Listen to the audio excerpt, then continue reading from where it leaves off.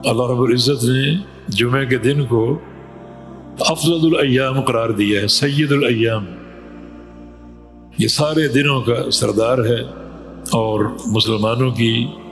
عید کا دن ہے۔ اور نبی علیہ السلام کی حدیث ہے کہ ما طلعت الشمس ولا غربت على یوم افضل منہ، کہ سورج اس دن سے افضل دن پر نہ طلوع ہوا نہ غروب ہوا، یعنی سورج نے اس دن سے زیادہ افضل دن نہیں دیکھا جمعے کے دن سے۔ اور روایہ کہ فیہ ساعۃ لا یوافقها عبد مؤمن يدعو اللہ بخیر الا استجاب اللہ له، اس دن میں ایک گھڑی ہے، اس گھڑی میں جو مسلمان اللہ تعالیٰ سے جو بھی خیر کی دعا کرے گا اللہ تعالیٰ ضرور قبول کر لے گا، اور جس شر سے اللہ تعالیٰ کی پناہ طلب کرے گا اللہ تعالیٰ اس کو پناہ دے دے گا۔ اور یہ دن شاہد ہے، گواہی دینے والا بہت سے اعمال کے تعلق سے، جلدی اٹھنا اور غسل کرنا اور اچھا لباس پہننا، خوشبو لگانا، سب سنت سمجھ کے، اور پھر کوشش کرنا کہ اپنے قدموں پر چل کر جائے مسجد کی طرف، اس کی ایک الگ فضیلت ہے، کیونکہ رسول اللہ صلی اللہ علیہ وسلم کی حدیث ہے کہ جس بندے کے 2 قدم اللہ کی راہ میں خاک آلود ہوں اللہ ان قدموں کو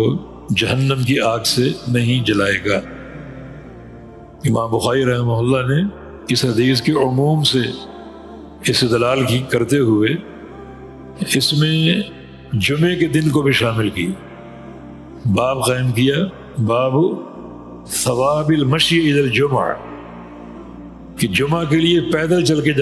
جانے کا ثواب۔ تو یہی ثواب ہے کہ اللہ رب العزت ان 2 قدموں کو جو اس کی راہ میں خاک آلود ہوئے جہنم کی آگ میں نہیں جلائے گا۔ اور پھر جلد مسجد میں پہنچنا اور اللہ تعالیٰ جو توفیق دے نفل پڑھنا، اس سورہ کہف کی تلاوت بھی احادیث میں آتی ہے،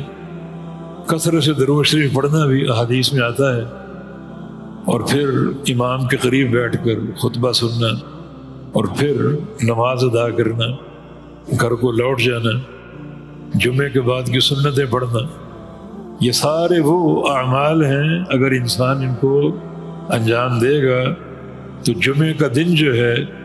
وہ ان اعمال کی گواہی دے گا۔ اور جو بد نصیب اس دن کو پا لینے کے باوجود اس کا حق ادا نہیں کرتا کہ جمعے کے دن وہ معصیتیں کرتا ہے، گناہ کرتا ہے، تو ان گناہوں کی گواہی بھی جمعے کا دن دے گا۔ یہ دن یقیناً ایک عید کا دن اس معنی میں ہے کہ اس میں بہت سے محاسن اکٹھے ہوں گے،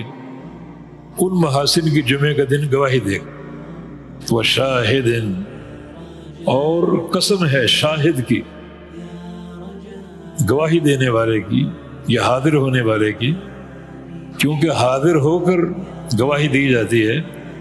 تو جمعے کا دن ان سارے اعمال کا مشاہدہ کر کے ان بندوں کی گواہی دے گا۔